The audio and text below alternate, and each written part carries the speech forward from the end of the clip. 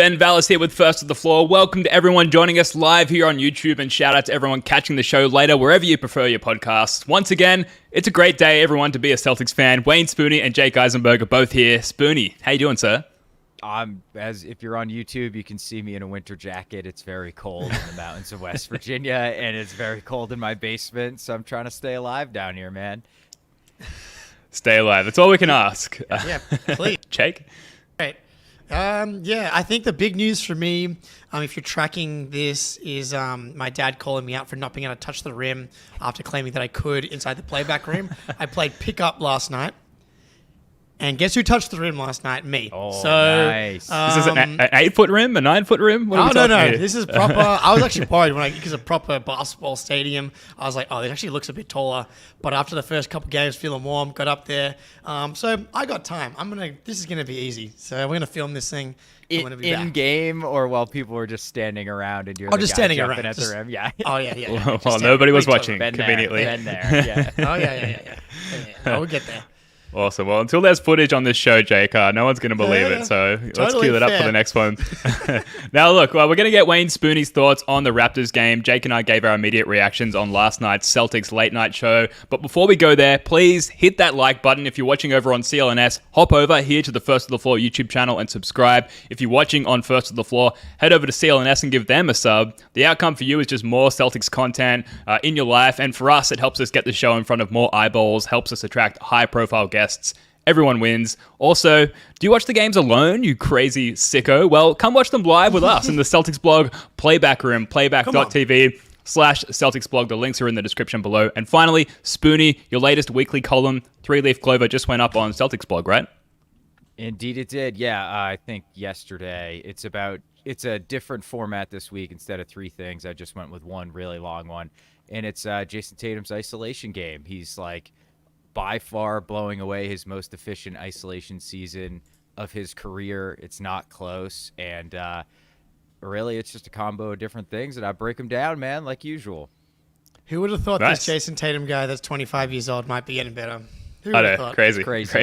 But love for the process, enjoying the process, the real process, should we say. Now, sticking with you, Spooney, like I said, we got our takes off on late night last night regarding this Raptors game, a game that Joe Mazzulla said, quote, was a weird game. Did you feel the weirdness from this one?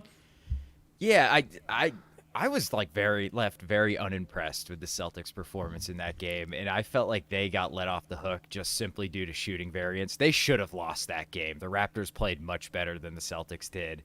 And it just felt like the C's didn't want to match the Raptors' physicality and how hard they were playing. And they did in spurts. They're like, all right, man, we got to push this team around for 5 minutes and get the lead back up to 10. All right. Well, at the end of the third quarter when Tatum was like, I'm just so much better than all of you, and I'm going to prove it here for 5 minutes and get us a 10-point lead. But otherwise, man, defensively, I don't have too many. I didn't think it was too bad. I thought there were some actually fantastic defensive possessions, but also your defense can look pretty good when the other team shoots 18% from three. Yeah. And there are a lot of wide open ones. I mean, Siakam missed a few wide open ones. I think Schroeder did too, but you're okay with him taking those threes. So I don't have a ton of long-term takeaways from that game other than they just didn't seem up for it to me, really.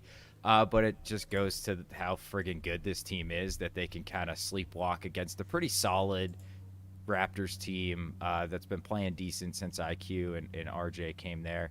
And kind of took a good RJ game. He was balling out, man, going to the rim relentlessly, and it's just double-digit win, no big deal. Mm-hmm.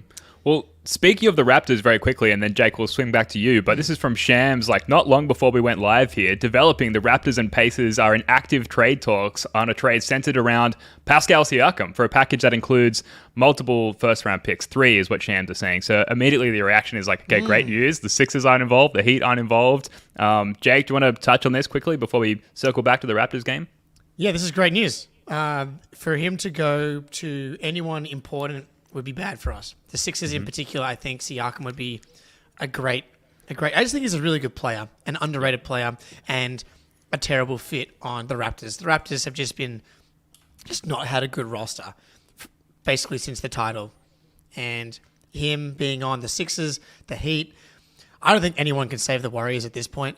Even someone like Siakam, I don't know how the Warriors lost to like maybe one of the worst like starting fives that we've seen in the NBA last year. So that may have just taken them off the board in this scenario. And so him going to the Pacers, I think it's a good result for the Celtics. And, I think the Pacers could, give some trouble to someone like Milwaukee if this does happen. What are the Raptors? What's their plan? Because they didn't get picks for OG, and like Quickly's young. I guess RJ's fairly young, but I feel like, is it just like a soft blow up and stay like semi-competitive? Like, I don't know. It's just kind of strange to me what their plan is. Yeah, I think it's just built around Scotty Barnes. They really needed a point guard in Quickly, and so it's Quickly and Scotty Barnes. I don't think RJ Barrett you can even put into a core thing. Like, he's a fine player. Yeah. And that fine, honestly, might be strong.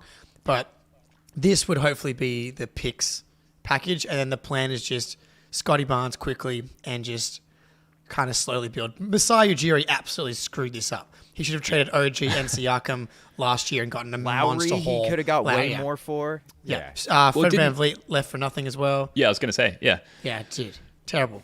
Fumbled there. Well, look, I guess the immediate takeaway from the Celtics' perspective is, like we said, no immediate threats emerge from the dust here so far. Obviously there's probably details to come out, and as we approach the trade deadline, which is rapidly approaching, it's early to mid-February, I believe, guys. So far, the Sixers and the Heat have been quiet. I think we can expect them to make some moves, but that will be further discussed in a subsequent podcast.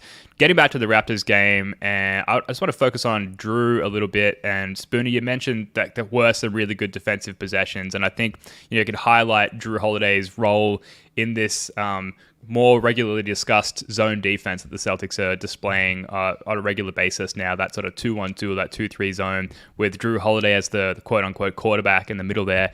And, we'd been tracking Jrue more closely than some other players, I guess along the lines of Porzingis as well, as far as like what their integration and the progress of that looks like as the season moves on. And Joe had this to say after the game last night. Everybody forgets when Derek first got here, the adjustment that it took for him, and Drew's in that category now, and he's just learning how to affect the game differently, and you can see him getting more comfortable on both ends of the floor. And I thought he did that tonight. So, Jake, like, where do you see Jrue, I guess, featuring most heavily? Where do you see this occurring the most as far as like his improving fit within the team? Is it that zone defense that we discussed, or is it elsewhere, or is it a number of things? That's probably the biggest one. I'm not sure I'm seeing offensively him doing anything that different. Kind of like, to me, he just kind of is on his own time. It feels like a lot of the time, but maybe the confidence. But I think that had to do with Jalen being out yesterday. The way that he was so aggressive in the first quarter and throughout the game. I don't want to call Joe a liar, obviously, but I absolutely agree with the premise that these things do take time. There's a reason why these like big deadline moves for stars, those teams rarely win the title that year. There's a reason why Derek White's gotten more and more comfortable in year 2 and year 3. It's why when teams put together these super teams, they rarely win in year 1. Like, all of these things are just been proven out in NBA history. The Miami Heat losing to the Mavericks. The 2008 Celtics are like a big outlier as far as pulling together a team that the main guys have never played together, and then them winning it all in the first season. They're like one of the biggest outliers. And so, yeah, it makes sense that Jrue would take some time to get more comfortable. But I'm not sure I'm seeing a massive difference with how he's approaching the game offensively. He looked very comfortable last night offensively, and everybody else was uncomfortable. Yeah. Like, defensively, he's been, I think, as advertised, although there's been a few games where I felt like he's kind of got owned and cracked off the dribble a lot. SGA. Yeah, that was ugly. But, like, offensively, last night, okay, you need to pick up some slack because Jaylen Brown is out of the game. And he shot well. Like, I can't hate on him too much. But it felt like you can still up your field goal attempts within sort of the flow of the offense. And a lot of that was not within the flow of the offense, man. No. Like, yeah, he went 4 for 6 from 3, but I think one of them was a catch and shoot from the corner where, in his defense, he's been absolutely money. He's been awesome from the corners. Like, if he could just bring himself to be a pure spot-up guy with the starters and, like, just attack closeouts, and he's shooting, like, 60% from the corners. It's, like, some bananas number like that. So he's obviously got value offensively, even if he's still in this kind of wonky zone. And then, like, hey, if it's you and Tatum and the bench guys, yeah, then kind of go YOLO, like Marcus Smart at his worst style. But look, sometimes the shots just go in because Jrue Holiday is really talented, and his finishing makes me, like, it's like absurd, some of these layups that he just misses. I don't know how he does it at times, but he gets like all the way there and he just can't finish it. But I'm with you, Jake. I think there's still a lot to work out with Jrue on the offensive side of the ball, but I think defense, we're basically nearly there. Here's the thing. Ben, you go, and then I'll jump in. Well, I was just going to add that it's just a total luxury to even be having this conversation. Like, he's been good. Overall, it's Jrue Holiday. He's been fantastic defensively. It opens up so many more possibilities. Sorry to bring it up again, but like that zone defense, that is absolutely discombobulating teams, and it's a really popular hot topic across NBA circles at the moment. And like last night, an objectively good game. And if you were watching with us on the playback stream, there were multiple times where we were sort of like clutching at our hair and complaining just because, like you said, Spooner, the lack of the flow in which he takes some of those shots.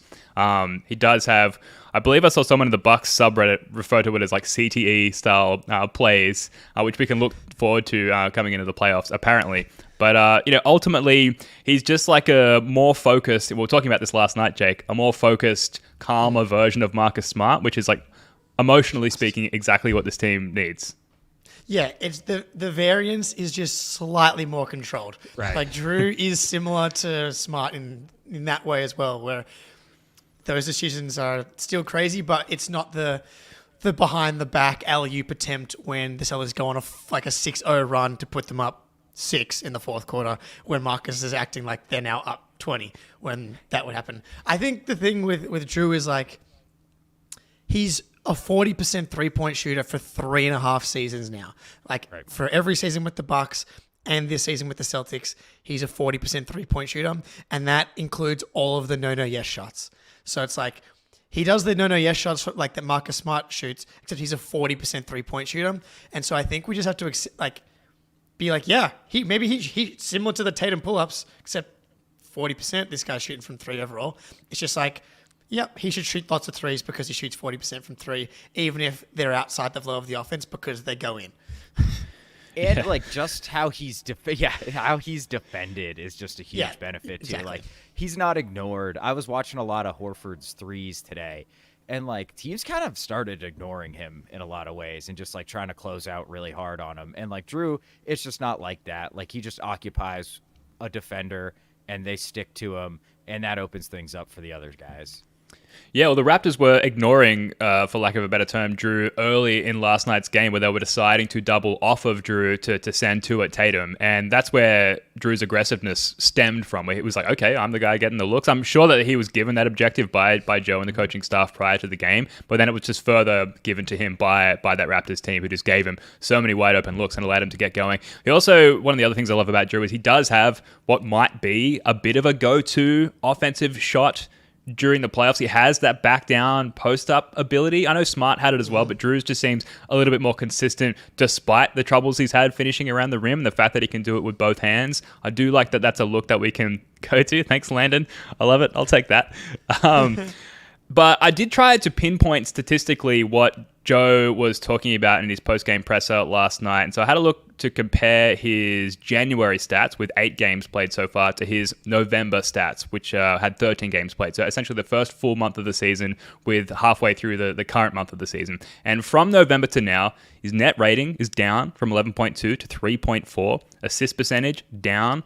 Assist to turnover ratio slightly worse. His on-off numbers per cleaning the glass are not awesome. He's got a minus 3.1 point differential. And yet, like, of all the various lineups that have played over 30 minutes this season, he's in 3 of the top 5 of those lineups. So, like, features heavily, highly regarded as a great teammate. And I think that's what makes it so hard to pinpoint and quantify how he has been better integrated, in that it's not necessarily jumping off the page statistically, but like I think, and you mentioned flow earlier, Spoonie, I think we can all agree that he has found more of a flow with the team. So maybe we just have to like call it that and move on. I don't know how else we can quantify it.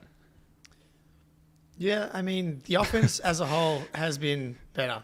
And so and he's just part of it. Sure. Yeah, and on like the net rating side of things, like we've just lost some games, and we had like the one blowout, so that's going to impact those kind of on-off and net rating stats. Yep. Cool. Maybe we can quantify it. Okay. Yeah.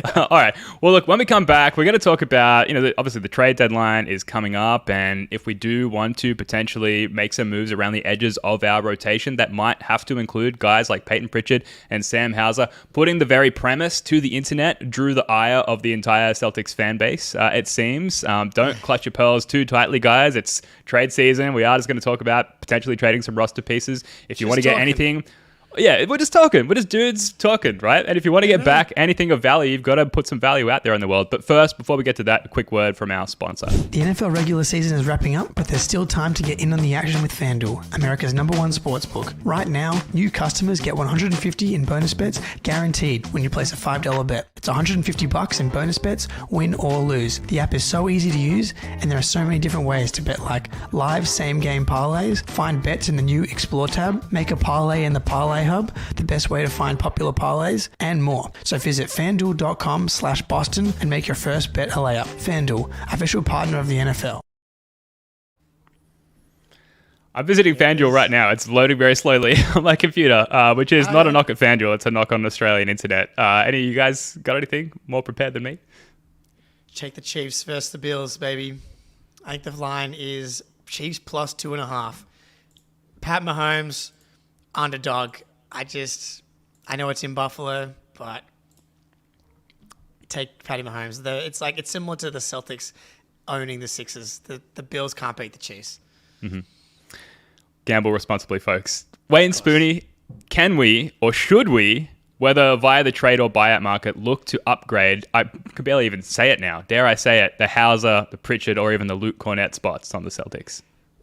Okay, so I think it's really hard to upgrade on Pritchard. I looked through a lot. There's just not a lot of like good guards out there who are appropriately aged. Because like the young good guards are generally on bad teams. Like, why are you giving up a young good guard, right? There's no reason some team's going to give a young good guard up for Pritchard. And then like the older guys tend to just make too much money. So it's super hard to find an upgrade on Pritchard. Hauser, I think we got a couple. Cornett, I don't know.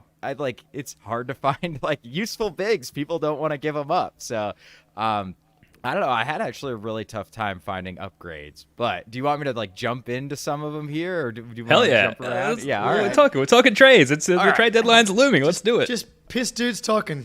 Let's go. Exactly. There we go. All right, let's tackle Hauser first. So I originally had Garrison Matthews in here, and then I was like, what am I thinking? He's worse than Hauser. Okay. Yep. So good job. Yeah, I deleted him. He's out. Najee Marshall, $1.9 million.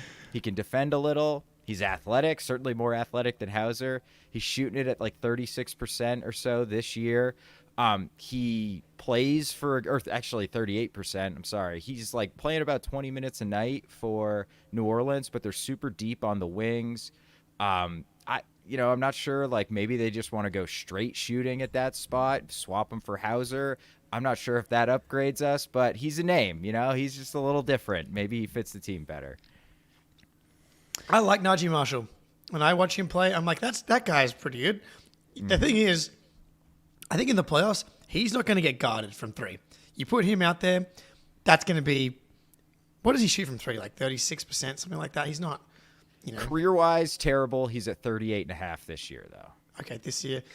Yeah, and I feel like I've looked at that the last couple of years. He's not, and it's like low-ish volume. Like he's not, again, it's wide. It's like wide open. It's similar to the Grant Williams theory in that, guys that are really good shooters on wide open shots aren't what you want in the playoffs. You want guys that are going to get guarded from three. And of these guys, who has a legit elite skill? And it's like Najee Marshall he's like a better O'Shea Brissett, athletic, big guy, can actually shoot it a little bit. Whereas Hauser, legit 3-point weapon, where I would be shocked if he plays in the playoffs and teams are leaving him wide open. That's just not going to happen. And if they do, then we're going to win the game. Yeah, so this is someone who I would hope could be acquired in lieu of Hauser or instead of Hauser. So you could stack a couple of like O'Shea or Lamar's contracts together, splash in a second, probably not more than that, and try and lure in someone like Najee Marshall. Looking down the names here, and we're going to get to them. I hate to be a bore, especially because I proposed the premise of having this discussion. I'm looking down the list and I'm like, nope. Wouldn't swap Hauser for these guys because he's just so valuable to our team in the spacing that he gives us and the defense that he's capable of, especially one-on-one. And yet there are some interesting names here, and I suppose maybe the takeaway, if not with a direct trade from Hauser, is that perhaps they could be acquired by other means, Spoonie. Yeah, so what the difficult part with the Pelicans is they have a ton of draft assets, so they probably don't care about more. Some of these teams, I think you can lure with some more draft assets, but Najee's a weird one because they're probably just going to be like, we like him as wing depth. Why would we trade him for seconds when maybe we'll get somebody as good as Najee Marshall in 3 years? So I don't think that one's realistic. We'd have to blow him away. He's not worth a first. He's just not. So, okay, this is my personal favorite. I actually do think this guy is way better than Hauser. I don't know why the Wizards would do this, but why do the Wizards do any? That team makes absolutely no sense. They have to have a complete teardown, and this is the last year of his rookie deal. Denny Avdija. $6.6 million, shooting 36% from three, averaging like 4 or 5 assists a game, 6'9" forward, super versatile defensively, comfortable with the ball in his hands. I actually think Denny has some serious untapped potential, which is probably why the Wizards wouldn't trade him. But he does not. I don't know if I've caught a little bit of the Wizards. That dude is not happy in Washington right now. So I wonder, is anyone? If they're right. Exactly. I think Jordan Poole's happy. Yeah, I was just gonna say Jordan Poole's pretty happy. But the only thing I can think is look, they're not going to be good for 5 more years. So why are you just going to pay Denny Avdija $13 million for the next 4 years so he can suck and you can suck and everybody's mad at each other? Maybe you flip him right now for a first in a couple seconds and you just say, all right, we recouped what we invested in him. We'll generate a bunch of cap room. We don't have to pay him his extension. How does it work? It's a shame he doesn't fit into the TPE. Sorry, Jake. How does it work? Isn't he poison pilled? Right? Because he signed this extension? Is that how? Oh, he signed an extension? I thought he was. Oh shit! Yeah. All right, never mind. Yeah. Did he? He signed a 4-year. He's making annually 15, 14, 13, and 11. So can you swap him and Pritchard? Because they're both poison pilled. Maybe. I like Denny. I don't think we're going to be able to do that one, unfortunately. All right. It was too good to be true. Yes. Yeah, Denny would be awesome. Unfortunately, that's. I think Hauser's the tricky one to upgrade because I actually think the random wing guy. If that person's better than Hauser, you're gonna have to give up a legit assets to get him, and he's not gonna play really in the playoffs. He's gonna play a little bit, but it's we're not gonna give up real assets for a guy that can't potentially close or something like that. And someone who's clearly better than Hauser is really freaking good. You know what I mean? Yeah. That's right. Hauser's underpaid, which makes swapping him for someone of better or equal value really difficult. That said, there is one more spicy name here. Spoonie, what do you got for us? I know we've talked about this one. Jayshawn Tate, $6.5 million. Dude. He's the most opposite of Hauser possible. Yes. He does everything else other than shoot. But you guys know his game. Jayshawn, man, right? Yeah. So does he fit into the Grant TPE? Is he slightly too big? No, slightly above. Yeah, it's so big annoying, problem this dude. year. I know. It's so the worst TPE of all time. Worse than the really 48 TPE. It really is. Again, Grant just being slightly. It's like his arm length and his height, just slightly too short and too short arms. The TPA is just slightly too small. But yeah, Jayshawn Tate would be to me an upgrade on O'Shea. But again, not better than Hauser, and so you're not giving up Hauser in this deal. I don't think. Similar to Najee Marshall, I think I like Jayshawn Tate more. But again, he doesn't get guarded in the regular season. He's going to be just left completely wide open in the playoffs. So it's just like, what's the point almost?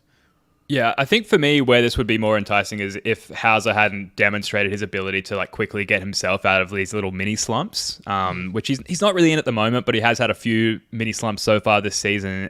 But even if he were to have one throughout the course of the playoffs, I'm confident that he could find his way out of it, and he is going to be playing in the playoffs this year. Because of that, like I'm not interested in this swap really. Hauser, yeah, like you guys said, it's the really difficult one because you're just not going to recoup equal or greater value as a result of making that trade. So. But piss dudes talking, we've got to explore all of the possibilities, right? That's what we do on this show. We break open all the cases and see what's inside. So moving on to Pritchard, I think is a slightly more realistic conversation, though probably not. I had way more trouble with it. So I'm just not even going to talk about the first guy. This James Bouknight, he would not be instead of Pritchard. He would be like throw some dumpy salary matching at him and just get him as like a long-term project, not instead of Pritchard. But we could just skip him. Disaster. He sucks. Speedy. Yeah, he's terrible. Yeah, I know. Yeah. Dude, it's really hard. Okay, this is the one guy I found, Javon Carter. Yeah. Amazing on-ball defender, awesome in a press. He played his entire career at West Virginia, was incredible, pressed Virginia. He was pretty decent in the playoffs for the Bucks when they actually like let him play. Bulls probably blowing it up. He makes $6.2 million, so I think we can cobble the salaries together. He's not shooting the ball well this year, but like he's gotten inconsistent minutes. Like maybe if he can come in, play a more consistent role, he'll find a shot again because he's been pretty consistent the last few years from three. Yeah, everybody in the chat here is like, we don't care about Hauser and Pritchard. Talk about the guy that half of us hate. We're getting there. We're gonna get there. Gotta save the best to last.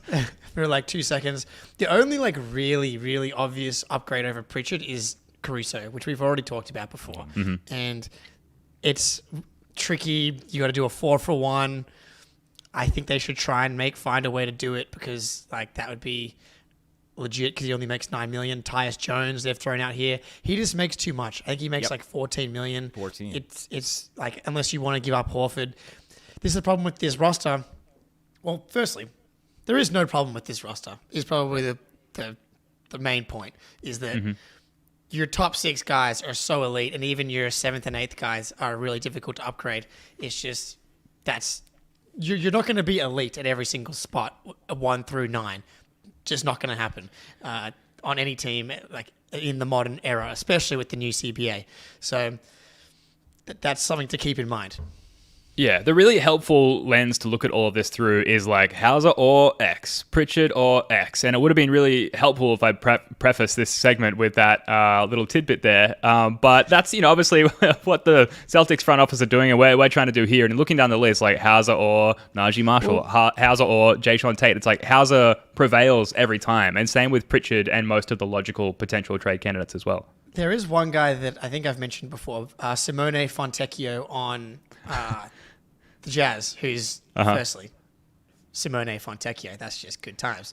But, yeah, it's a party in your mouth. Yeah, but like the Jazz are too good now. I don't think that they're going to trade him. Because like Danny, I was listening to the Low Post today with Zach Lowe and McMahon, and they're like, why would they trade any of these guys unless you get like over the top value? There's just no reason. The only reason is their pick is top 10 protected, but this draft everybody says sucks. And it's like, even if they get an 8th, 9th, 10th pick, it's kind of a whatever. If there's not 3 or 4 blue chip prospects in the draft that they really like, then who cares? Let's just be competitive. As we know, our friend Danny Ainge likes the competitive rebuild. They've got all the Cleveland Cavaliers picks, all the Timberwolves picks. Mm-hmm. That's probably the direction they end up going. Just trying to get Simone Fontecchio. Danny Ainge is going to just bend us over and ask us for all kinds of nonsense. And as much as I like Simone Fontecchio, he would be better than Hauser. As much as I like Hauser. Hauser's a better shooter, but like Fontecchio is like a legit dual pass shoot guy and like really good hoops IQ, bit older, and would be really nice. And then the other one is Conchar, who I've also mentioned before, who only makes 2.4, but like you wouldn't have to trade Hauser or Pritchard to get him. Right. And so that's not an or thing. That would be just a different option. I think he'd be a better defender than Pritchard, and he would hold up better in a mismatch hunting type situation. And from that perspective, he's just like a quick decision maker, but he's not going to get guarded, but can make open shots type of shooter. So those guys are guys I like too. Mm-hmm. But slim pickings when it comes to moving these guys. Should we move on to what might win us some listeners back? And Luke Cornett being a potential trade candidate? Yeah. Okay. Yeah. All right. This guy, let me tell you, was basically a bust. Has kind of like played his way into being okay. Nick Richards on Charlotte. They don't need him. They got Mark Williams. He's super young. He's got one more year left at $5 million on his rookie deal, I believe. He's got his defensive rebounder percentage would easily lead the team at almost 22%. The highest on the team is Tatum at 19. His net rating is minus 14.2, so that's not great. But Charlotte stinks, so they're doing him no favors. He's very shaky defensively, and he's very limited offensively. But I mean, so is Cornett against certain matchups. But at least Richards does one thing at an elite level, and it's rebound. Yeah, great. Cornett doesn't do that, that's for sure. Firstly, I just want to say, for people that hate Cornett that are listening right now, that are in the chat, put in who you think would be a better yes. third big than Cornett, and we can tell you if it's realistic to get him, or if you're wrong, or if you're right. But that's part of this equation as well. Is it like, cool, Nick Richards, great. I don't like the Tice would be the dream because he's been bought out, and like now they have Mason Plumlee back. Do they think that Tice is expendable? Can you somehow get, in some kind of three-way deal or something to get Tice off of the Clippers? I don't think they're going to do that. Zubac just announced that he's going to be reevaluated in 4 weeks, I think, for a calf strain. Well, that's now completely out the window. Ooh. Great call, Aussie Field. Yes. I almost put Jock in, but I thought he's not playing. Would have him. Yeah, Ooh. he's not. $8 million. He makes $8 million. Oh, Christ. Oh, God. Yeah, it's hard. What man. the hell, Houston? It's so much. Yeah, I'm very happy for the Aussie earning that much money. Good for him. But mate, that's too much. We can't afford you now. And if I'm not mistaken, it's like a 4-year deal too. So like, they're not going to buy him out of it's a 3 years, $8 million with a team option at the end. So it's like, he's not getting, bought on that $30+ million deal. Boucher makes too much. He makes like in the 12 to 14 range. Godzilla. Blake Griffin is free. Yeah, AJ Griffin on Atlanta. I almost put him in there. I don't know how realistic it is. He makes like $2 million. He's completely out of the rotation. But Atlanta, if they're blowing it up, they're not going to trade a dude they just drafted. Like, why would they trade AJ Griffin, who has at least shown something, for like our shitty first-round pick? And do we want to give up a first-round pick for a dude that can't play in Atlanta? He's not going to be ready for a couple of years. So is that it's really hard to find people for us to trade for. It's like really hard. But already very good. Yeah, exactly. And again, the way the roster's constructed, $8 million in Ruru bucks. Yeah, dude, that's Jock Landale's become like the richest person in Australia with that $32 million deal. Duop Reith, I like how we're hitting all the Australians here. He's been like very good for Portland, but again, it's relative. I can't say I've watched a lot of Portland. I've just kind of seen some highlights and some numbers. Wendell Carter, I think, makes way too much for us to even had a shot at him. He makes in the teens, if I'm not mistaken. Can I get a takeoff? I would trade Al for Wendell Carter.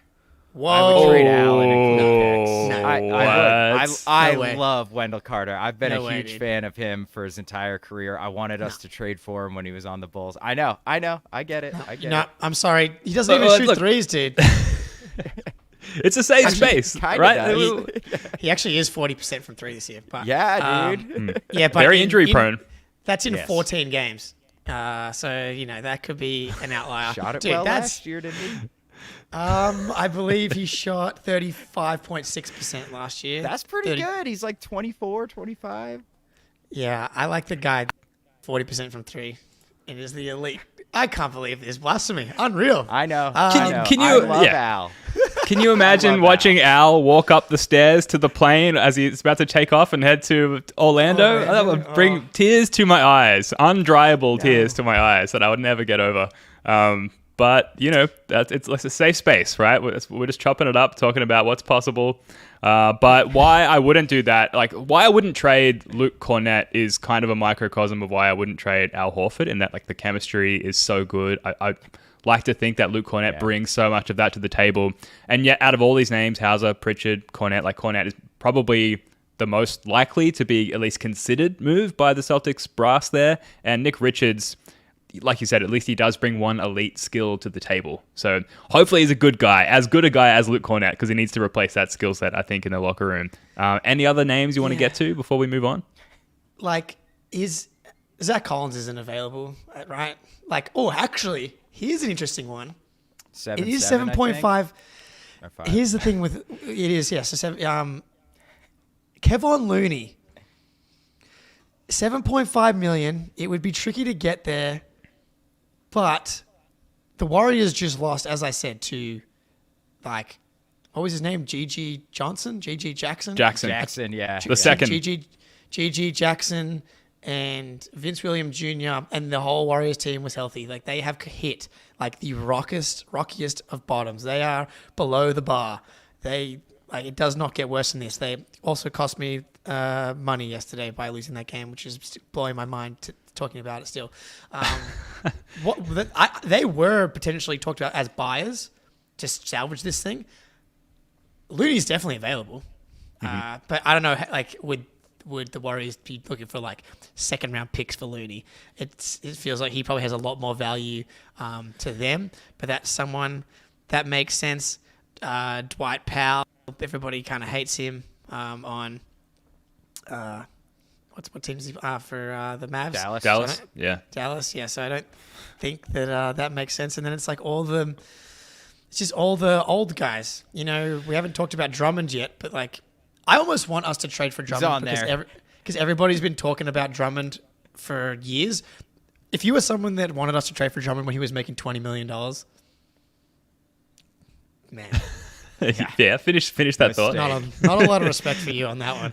There we go. That's for sure. But Drummond on $3.4 million, he can rebound out of his mind. I wouldn't trade Cornett for him. I would trade one of the other bench guys' fee plus a second for Drummond, because as much as people seem to hate Cornett, he's just in the right places. He doesn't do dumb shit, which is very important. Whereas Drummond is prone to doing some dumb shit. So having Drummond as an option, by the way, Cornett, clutch free throws. Drummond, good luck with him hitting any clutch free throws, and it's like a very important skill as a big man. But I wouldn't mind seeing it just to finally see it, because we've been talking about it for 5 years. Mm-hmm. Yeah, well, look, it does feel like blasphemous to talk about chopping and changing this team that has been so incredible, but you better believe it. Brad Stevens is having these conversations, albeit from a foundation of much greater intelligence, but the trade deadline is approaching, and these things need to be discussed. Any other names, anything else you want to... I mean, now's the time to do it, and I feel like we can never do this again, so while we're on it, any other names you want to throw out there? I have one total lottery ticket, not to trade Cornett or anything like that, but like... send out Lamar Stevens for. I don't even know if you could. This guy's on a two-way. Usman Garuba was in Houston. Well, I think he was in OKC. Now he's on a two-way with Golden State. I was going to say Phoenix. Yeah, He's on a two. Yeah, he's not even playing for Golden State. He's playing for whatever Riverside is, whatever their team is. But he's like an undersized 5. Crazy defensive upside. Some of his like advanced defensive stats are like nutty. 0 offensive game. Still super young. He's gotten in like the worst development teams possible, where he's just had like a million other young guys in front of him that they prioritize their development over. Get him in, put him on the Hauser, the Walshy plan, have him play up in Maine, and see if there's something there. He should cost literally nothing. So just a pure lottery ticket home run guy. It is interesting to think about not making moves that aren't for this season, but it's probably something that Brad is also thinking about. It's like, can I get some kind of guy that a few teams have given up on that I like, that, Hauser's got one more year on this $1.9 million deal.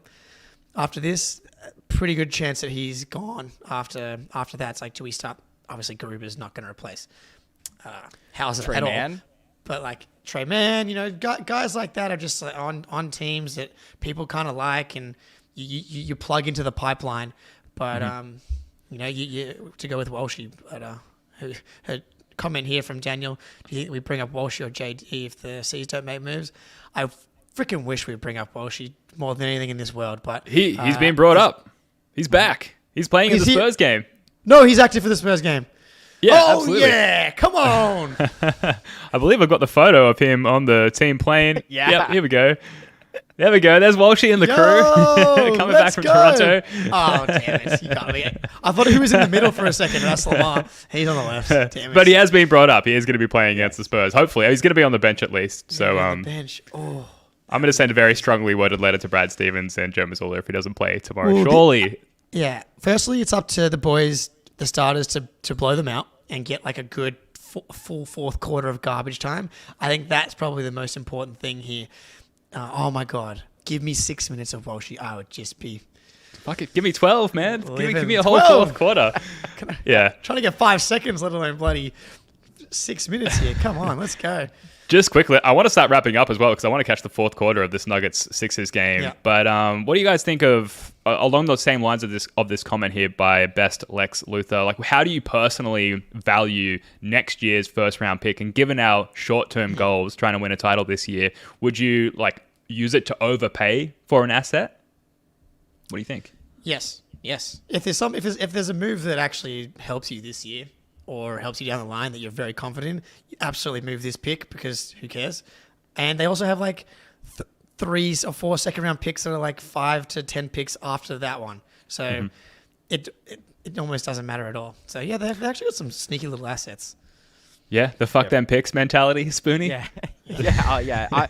I'm all for it. And also, it just seems like Brad's gonna try and develop long-term talent with seconds and just like have a bunch of them and try to get lucky once or twice with like the Hauser types. And I'm totally cool with that. Like the 37th pick is really no different talent-wise from the 30th, and they're not on guaranteed money. So totally fine. Trade that thing, get an upgrade. Cool with me. Well, look, buyout candidates is what we'll wrap up on. And folks in the chat, let us know your ideal buyout candidates from the Celtics perspective. Obviously, Celtics podcast. If you're watching later, let us know in the comments. On Spotify, you can comment now as well. So we've been checking those. I'm going to rattle down some names here and some very, very high-level, surface-level stats. Stop me if I hit a name that piques your interest. So Chetty Osman, he's 6'7". Ding, ding, ding. I love Chetty. Come on. 37% from 3. 2 assists per game on really limited touches and minutes. So he can move the ball around a little bit. He's got some hoops IQ about him. What makes you love him so much, Jake? I think he can do everything. Okay, hang on. Let me just slow down a little bit there. Michael Jordan reincarnate. Yeah, he can do everything. He on offense, he's a dribble, pass, shoot guy. Like legit range, quick trigger, can drive closeouts. He's just been a solid NBA rotation guy for a long time, and I think he would just bring he'd just be such a monster upgrade over everybody after Hauser. I think he might even be better than Hauser. But that would be, I'd be drooling, salivating at that one. I love Chetty. I would absolutely, he would be probably my ideal buyout guy. Wing depth, he's legit like 6'8", 6'9". So he would be probably top of my list. Mm-hmm. Yeah, same here. Hence, he is literally the top of our list here. 6'7". Moving on. Yeah. Kelly 6'7", Olynyk. as you have in the run sheet. Yeah, my bad. That's right. Yeah. Dimensions-wise, he checks out. Kelly Olynyk is shooting 43% from 3 this year, 55% from the field overall, 67% true shooting, 4.5 assists per game. He has a defensive box plus-minus of 1.8, so above average defensively there. First of the floor, got more platforms now than a 70s disco dance floor. Thank you. So Kelly Olynyk, the issue there is he's so pressed up against that MLE figure. He makes slightly less than it. That first of all, he's probably unlikely to be bought out. He's likely, if you think about the person at the helm there, Danny Ainge, likely to be shipped off for value elsewhere. So, Kelly Olynyk is close to our hearts. He had the game of his life, as the commentator put it in that Game 7 against the Wizards there, but probably an unlikely acquisition for the Celtics. But, he's been popping up in all the articles, so he's got to pop up on the show as well.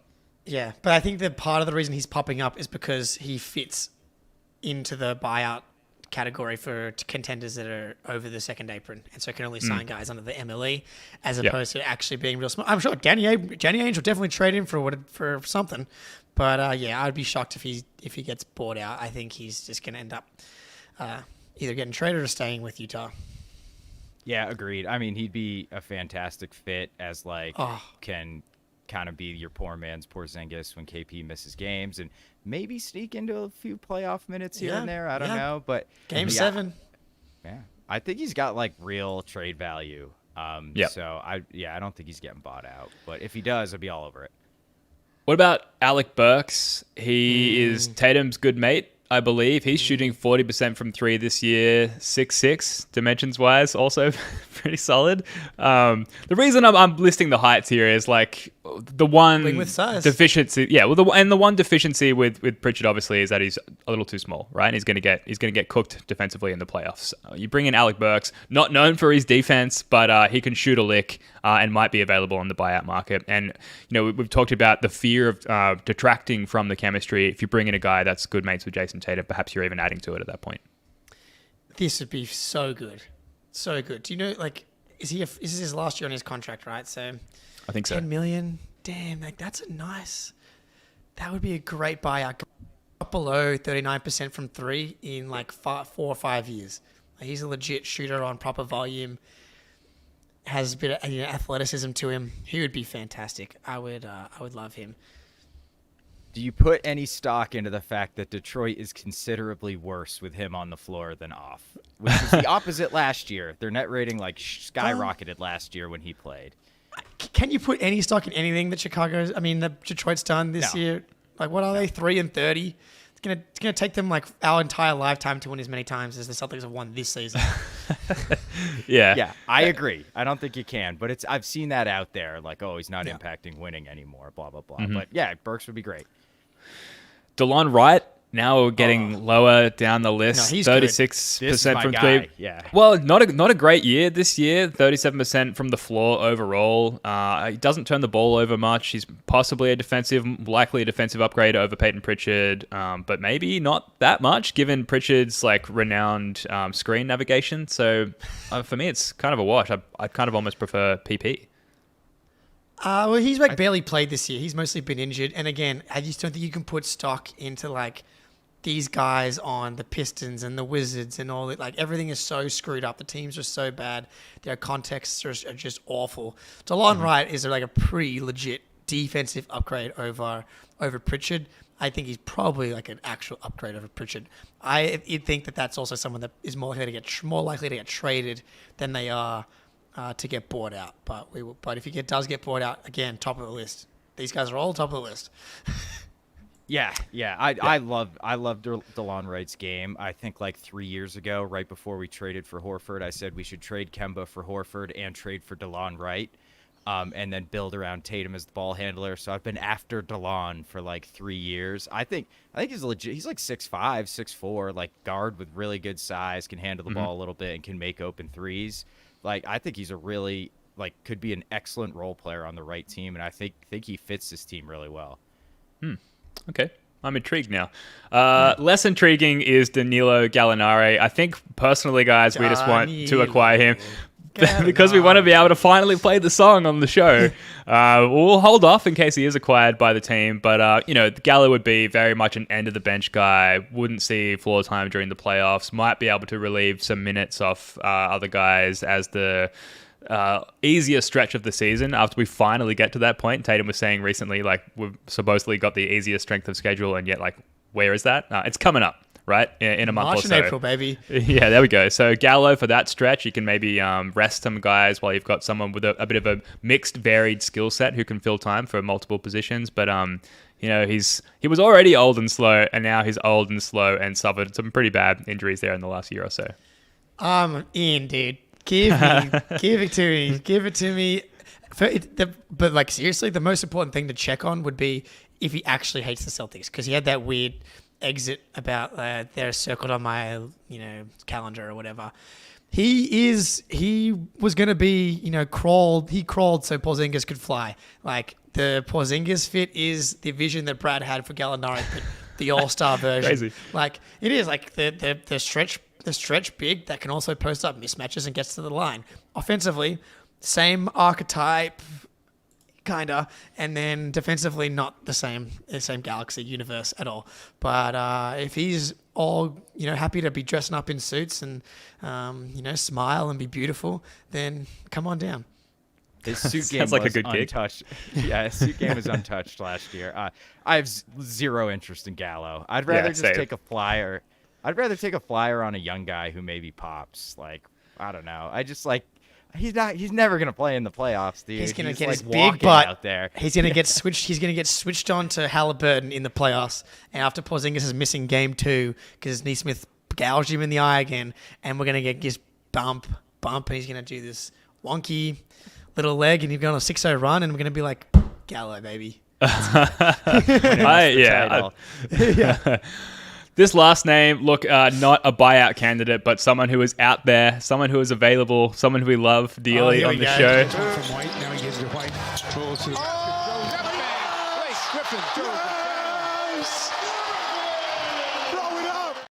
Come on, Brad. Make it happen.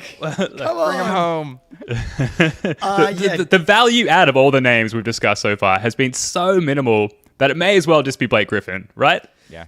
Oh, can you imagine how excited everybody would be, including dude. us? But like Me the players in personally, particular, yes. and me personally would be so excited. Everybody in the chat would be stoked. We got Blake, Mary Poppins talking about Blake, like Jason Tatum.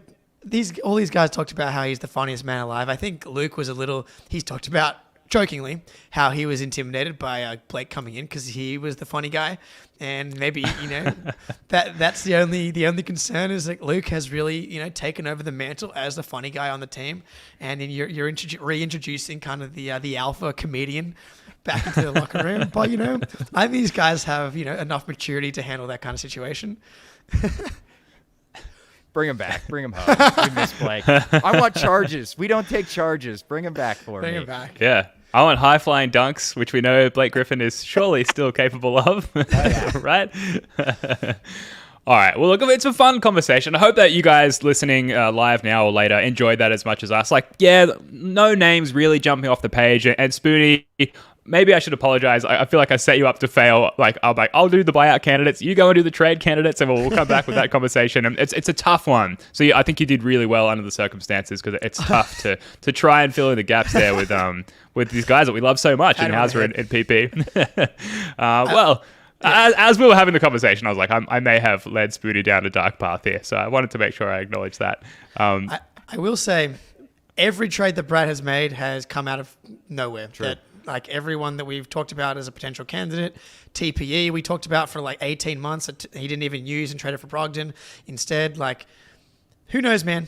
I think it's fun to talk about, but he's literally no one's predicted any of the moves except for Spoonie predicted that he would draft Jordan Walsh. So somehow, out of nowhere. Yeah, amazing. All right, well, look, let's leave it there. Walshy back, hopefully, for the Spurs game tomorrow, and then we'll be back with another pod to end the week. That is going to do it for this one. Thanks so much for listening, whether it's live here on YouTube or later. We do really appreciate all of you, genuinely. Thanks to FanDuel and CLNS for presenting the First of the Floor show. Do subscribe. We've got some spicy guests coming up next week. Spoonie, Jake, love your work, guys. Until next time, go Celtics. I love